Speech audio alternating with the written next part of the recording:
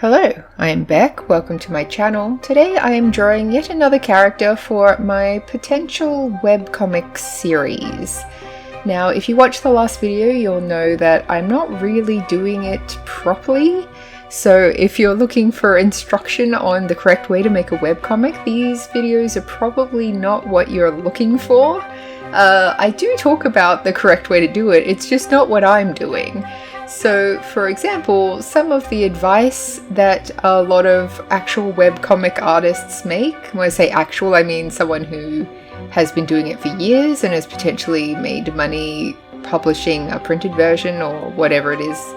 People who like really dedicated webcomics, whatever they do, they generally have overlapping advice, which always makes sense, such as write your story first so you know where it's going and how it's going to end and what elements you need to draw to make that story happen.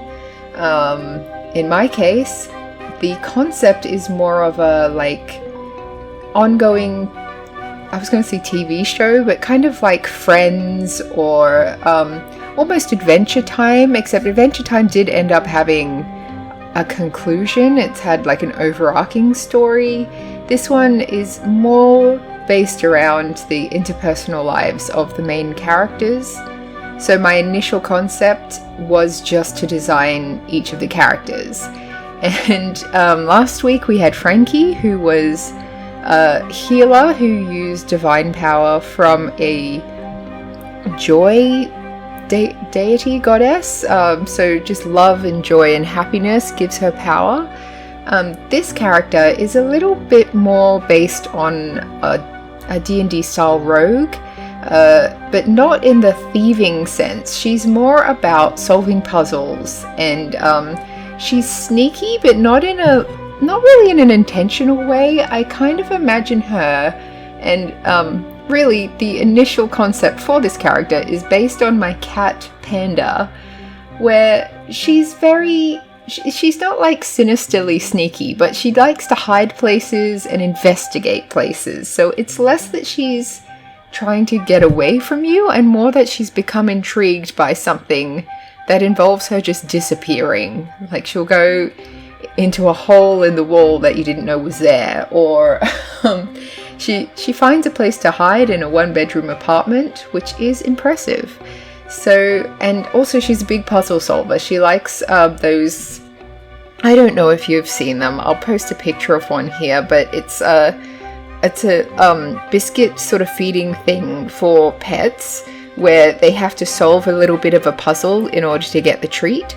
So Panda is very food driven, unlike my other cat Poppy, and Panda also loves puzzles, so she loves those little interactive feeding devices. I also based the color scheme on Panda, so the eye color, a lot of stuff was already decided just based on the fact that this is a human version of my cat. So I didn't spend a lot of time really like umming and ahhing and thinking about how I wanted this character to be, but by the same token, in terms of like doing a webcomic properly, you should have a storyline in mind, and I'm kind of doing it backwards, because in a normal story you introduce characters that push the plot forward, so like everyone needs to be necessary. In this case, I'm planning each of my characters and then I'm writing stories about like how they would interact and what kind of conflict there might be, and it's based on the time that they are relaxing between adventures. So there'll be some comics where they've clearly just come from some epic battle and they might have made some like personal discoveries along the way that they now need to just talk out. So almost like a therapy session, but more just with friends. So like it's very like a cozy kind of comic. It's not just like epic fantasy thing, but it's also not a really short story. The characters will grow and change as they get to know people and do things, and I just thought it was a really fun concept, and it occupied a large portion of my brain for quite some time. So I decided to just get it out of my brain, and hopefully it's something that I do keep doing consistently for a while. But when I say consistently, I don't mean like every week. It might be like once a month, maybe. I might do 2 a month if I'm particularly motivated, or it might be like maybe once every 3 months. I don't know. I will let you know when I've posted a new one. Often you'll know in advance because I'll have the like speed draw put on here. Or maybe it won't be in advance. It depends on when I draw it and what the schedule of posting for YouTube is. But I've decided not to stress out about being super professional YouTuber type person, because I'm not a professional YouTuber. I do this for fun. And I get really in my head about not competing with the YouTube videos that I'm watching, but definitely I compare myself to the YouTube videos that I watch, and I shouldn't, because they're being made by people who only make YouTube videos. Like, they have other things that they do, but it's their job to make YouTube videos. So they obviously have a lot more time on their hands, and they also have professional editors and stuff like that helping them.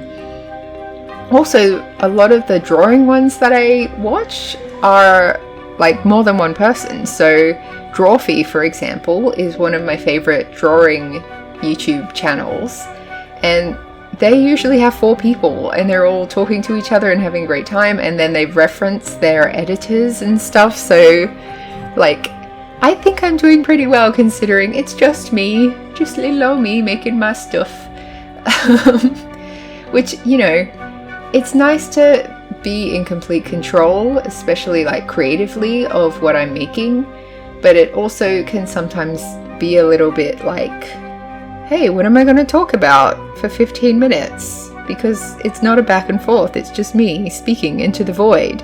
And the closest thing I get to back and forth is when you guys send me comments or let me know what you think of the videos, which I always love to read, so have at it. So far I haven't gotten any like mean comments, which is really nice.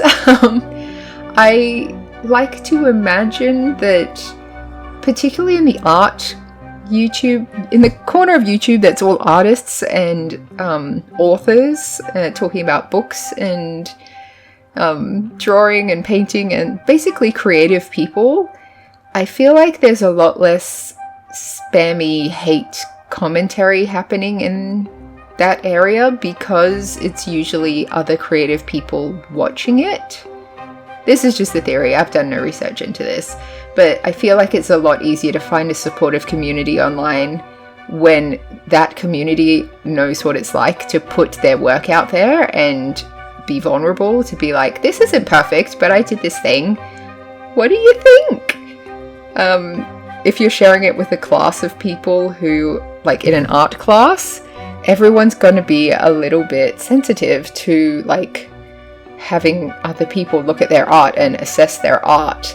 But knowing that everyone who is assessing your art is also going to have their art assessed is like very reassuring. There's a safety net there, because it's very easy to criticize something that you haven't even tried before. And I feel like there is way too much of that online these days. You see a lot of stuff where you get a lot of comments from, say, a scientist is posting about something that's a fact, and then you get a lot of deniers, and the people who are posting are just like, I don't know, an accountant or something, where it's like, this isn't your specialty, you're not a doctor, this is a doctor telling you results that they found scientifically, that's fact. And you're just disagreeing with them because you don't think it's true, but you haven't put forward any evidence. So I don't know how I got into this tangent, but I'm keeping it in because it's my video and why not? Anyway, back to this character. I decided to call her Petra because I don't think... Well, firstly, I didn't want to call the characters that I've based on pets. I didn't want to call them the actual name of the pet because eventually that will get confusing in my brain. Also, Panda is not a person's name. I'm sorry if there is anyone out there whose name is Panda, but it's not even really a cat's name. When Panda was a kitten, her coloring was like much more contrasting, that she did look a little bit like a panda. And so it was a little bit of like, panda is a cute name and she almost kind of looks like a panda, but then as she grew older, her fur became more brown. I'll post a couple of photos here so you can see, but her fur changed color a little bit, and so the contrast became a bit less. And obviously her name by that stage was just her name, and it works for her. But this character is going to be called Petra. So, no, wait, no she's not. That's a different character. Petra is what I named Poppy. My other cat, Poppy, her character is going to be named Petra. This character's name is Mabel, because she's much more cozy and sweet.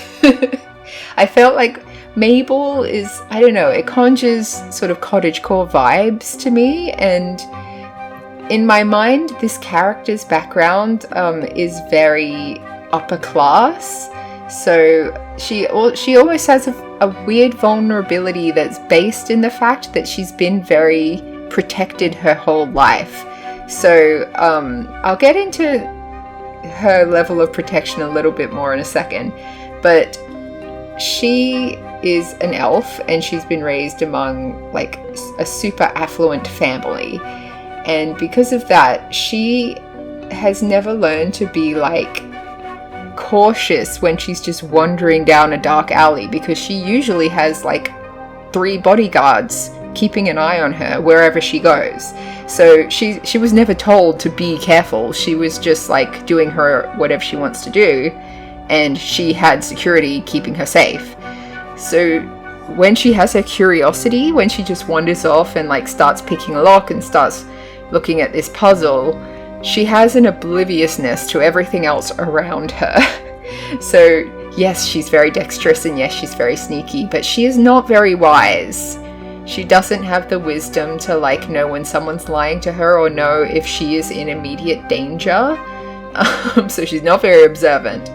But when she does sense danger, she runs. She has that good sense. That is something that my cat Panda also does. She'll be oblivious until she's not, and then she's gone. So that is a good contrast to the next character I'll be doing, which will not be in this video. That's the next one, with character of Petra based on Poppy. She is much more tough, and this is, I'm having them be sisters because Poppy and Panda are my babies and they are sisters. But Petra is more the bite first, ask questions later kind of cat. I'll get into details of that next time because I'll be drawing Petra based on Poppy. But Panda is the cute little scaredy cat, and she's very sweet and everyone loves her very quickly. Poppy, you need to get to know her better, because usually she will be very sweet and very affectionate, but it won't be her first personality trait that you notice. One of the things that I also did wrong in terms of doing character design first for a webcomic rather than fleshing out the story and then deciding on characters and then doing the character design was that I knew what their role within the adventuring party would be, but I didn't really want to include that many accessories on their body, because then I'd have to draw those accessories every single time. And while these designs already have more detail than a standard webcomic should, because again, you have to redraw it over and over and over again, I did want to try and have her carrying at least a bag so that she has her lock-picking tools in there.